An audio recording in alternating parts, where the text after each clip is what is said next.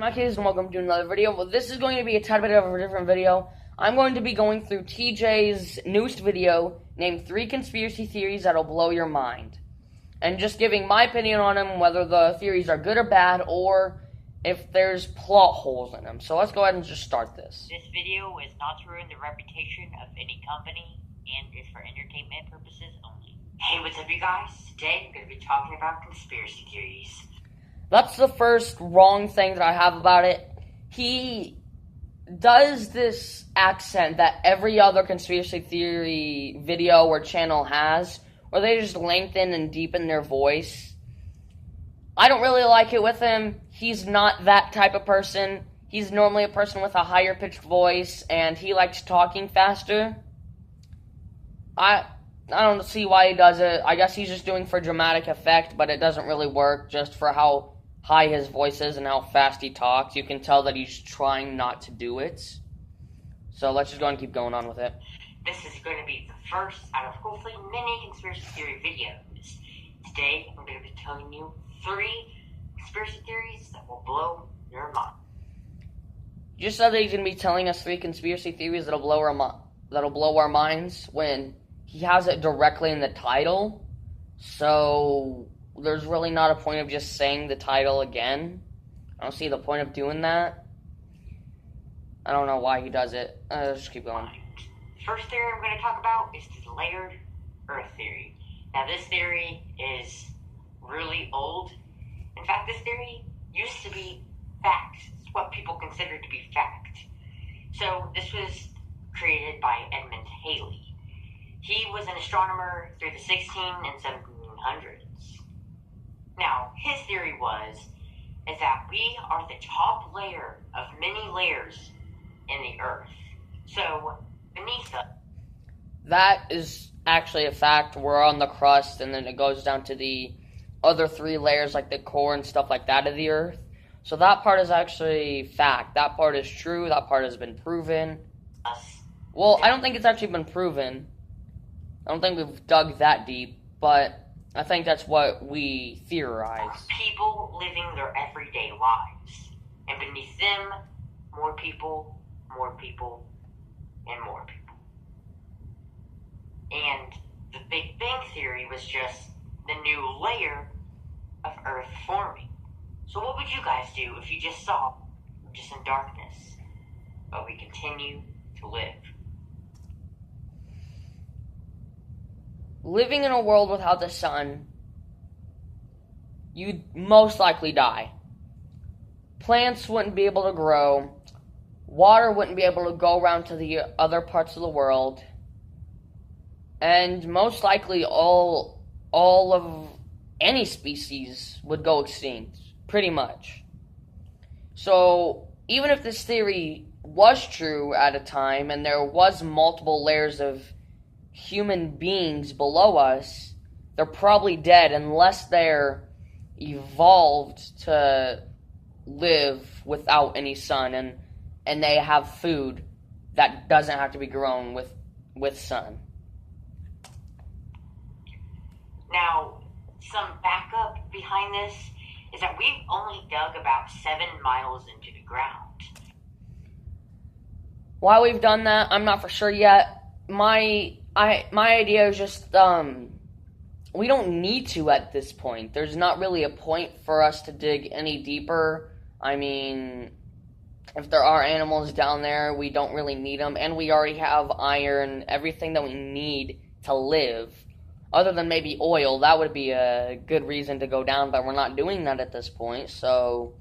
And also like the core, the middle of the Earth, the crust, which is what we're on, is the smallest layer. So it only goes down so far before you hit molten rock. Why haven't we dug any Which the molten rock would be a reason why you wouldn't dig any further. farther?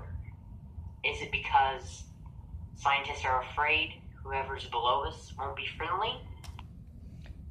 That I actually really like. I feel like that could be a reason, but I mean, once again, it can't really happen unless their entire race has evolved. As a fun one to think about. Remember in the very beginning of this video, I said that none of this was to destroy any reputation of any company, and that this is just for entertainment purposes? Well, this is where that applies. So the theory goes that the sun doesn't even give you cancer. It's the sunscreen that does. So why would they even sell sunscreen, you might ask? Well, Stephen Hawking even said himself that the world is too overpopulated, that one day we will literally be standing shoulder to shoulder. So what if the government was like, we're going to take this and we're going to make sure we do not overpopulate. We're going to have these scientists, they're going to go out and they're just going to say, the sun gives you cancer.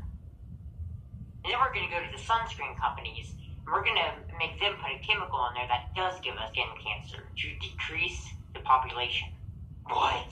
That one actually isn't that unbelievable, but it also, at the same time, is unbelievable. That theory I don't have a problem with. That theory was actually a pretty good one. There was no plot holes really in it. I mean, I'm sure there was, just nothing major with it. That is also a very fun one to think about. The last theory... Yeah, it's very fun until you realize in a world that it actually does happen. It's not going to be fun to think about that the government has actually been slowly killing our entire race.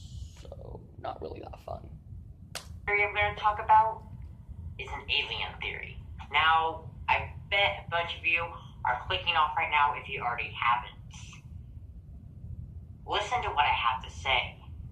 So, there have been paintings of way back in the 15, 16, 1400s. There have been paintings.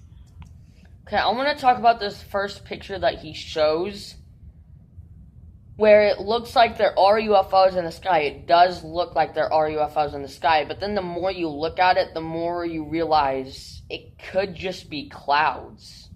It does look kind of like UFOs, I will give them that, but it also really looks like clouds. I don't really see how you can choose between UFO or cloud in this situation.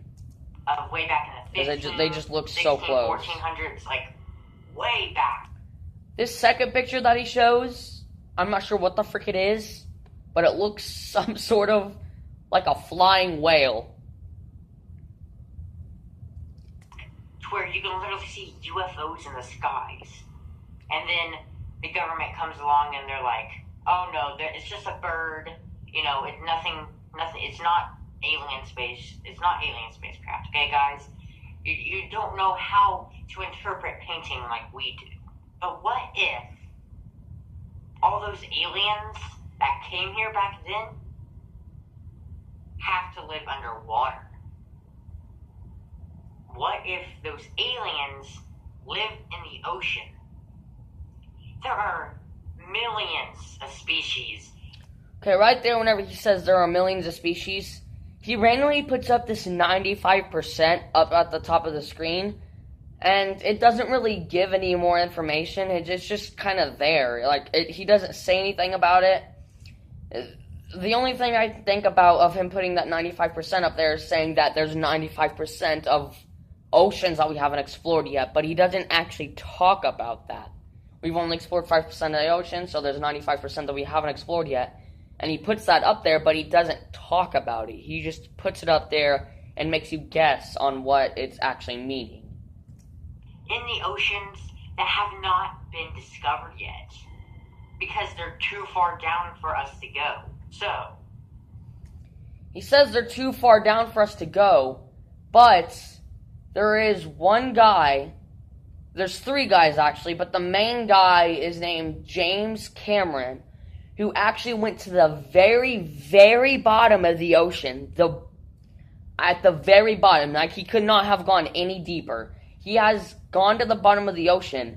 So, whenever he says that we haven't explored at the very bottom of the ocean, we actually have. So, there's just a little fact that he didn't get right. James Cameron has gone to the bottom of the ocean before. It's called Challenger Deep, and he's gone to the very, very bottom and found actual living animals there. So there's just something there that is actually proven to be wrong in his video. What if those aliens live in the coldness down there, and we just haven't discovered them yet? Once again, we've gone to the very bottom of the ocean. Yes, there still is a lot that we need to discover. We've gone to the very bottom now, so that fact, or that theory that he just did, is actually proven wrong by fact. He actually went to the very bottom. It's actually not that unbelievable. Wow.